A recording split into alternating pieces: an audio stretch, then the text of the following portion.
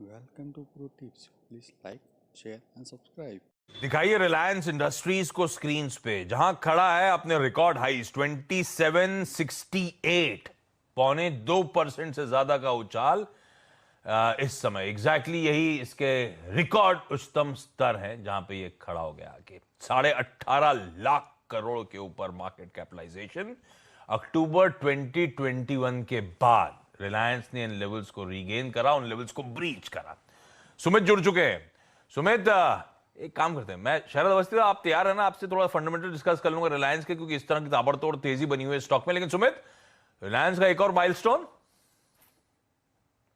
तो देश की सबसे बड़ी कंपनी रिलायंस इंडस्ट्रीज ने नए रिकॉर्ड स्तरों को आज छू लिया है और एक बढ़िया तेजी स्टॉक में हाल फिलहाल में देखने को मिली है।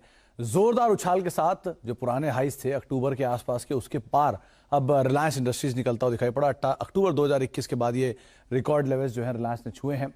इसके अलावा कुछ और आंकड़ों के लिहाज से अगर देखा जाए तो देश की दूसरी सबसे बड़ी कंपनी जो कि टीसीएस है, उससे भी करीब 40% ऊपर रिलायंस जो है वो मार्केट कैप के लिहाज से देखी जा रही है।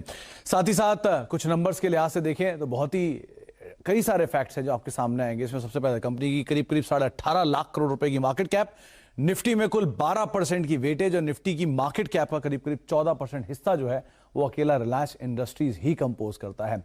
पिछले एक अंतराल में, चाहे वो महीना हो, 3 महीने हो, रिटर्न आपकी स्क्रीन पर है। एक महीने में 9.5%, 3 महीने में 10% के आसपास का मूव, एक साल में 43% शेयर चल चुका है और पिछले 3 साल में करीब 100% के आसपास का रिटर्न इस स्टॉक ने दिया है। कितनी बड़ी है रिलायंस, इससे अंदाजा लगा लीजिए कि देश की सबसे बड़ी आईटी कंपनी टीसीएस, टाटा का ज्वेल, उससे करीब 40% बड़ी रिलायंस की मार्केट कैप है। 13-13.5 लाख करोड़ रुपए के आसपास की मार्केट कैप है टीसीएस की और 18-18.5 लाख करोड़ रुपए की मार्केट कैप आप रिलायंस की देख रहे हैं।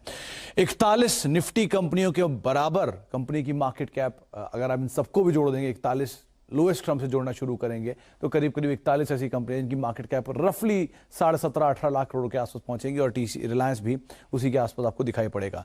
एसबीआई, आईसीआईसीआई, एचडीएफसी, यानी कि देश का सबसे बड़ा bank in terms of market cap, देश का सबसे बड़ा बैंक निजी स्पेस का और देश का सबसे बड़ा बैंक सरकारी स्पेस का, इन तीनों को भी अगर आप जोड़ देते हैं तो भी इसकी मार्केट कैप से ज्यादा रिलायंस की मार्केट कैप आपको दिखाई पड़ेगी। तो इस तरह का एक बड़ा स्ट्रक्चर ऑलरेडी क्रिएट और देश की पहली कंपनी जो कि 18.5 लाख करोड़ के पार मार्केट कैप लेकर पहुंच चुकी है।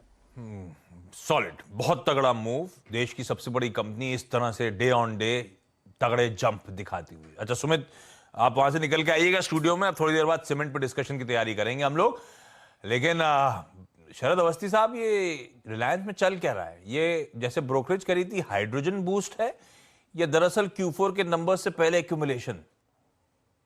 मेरे हिसाब से Q4 के नंबर्स के पहले का एक्यूमुलेशन ज्यादा बड़ा हिस्सा होगा, क्योंकि हाइड्रोजन या जो भी थीमेटिक बिजनेसेस में कंपनी ने पैसा डाला है, बाकी बिजनेसेस में वहाँ परसेप्शन वाइज जो वैल्यूएशन अब नॉर्मली हाई हो गई थी, चाहे आप यूएस लिस्टेड कंपनीज की बात करें या जो भी करें, वहाँ एक बहुत सब्सटैंशियल करेक्शन ऑलरेडी देखने को मिली है, जिसका असर रिलायंस पे भी हमें देखने को मिला था। मेरे हिसाब से पिछले 6-8 महीने, पिछली तिमाही के नतीजे के बाद भी कंपनी में कोई खास रिएक्शन आया नहीं था।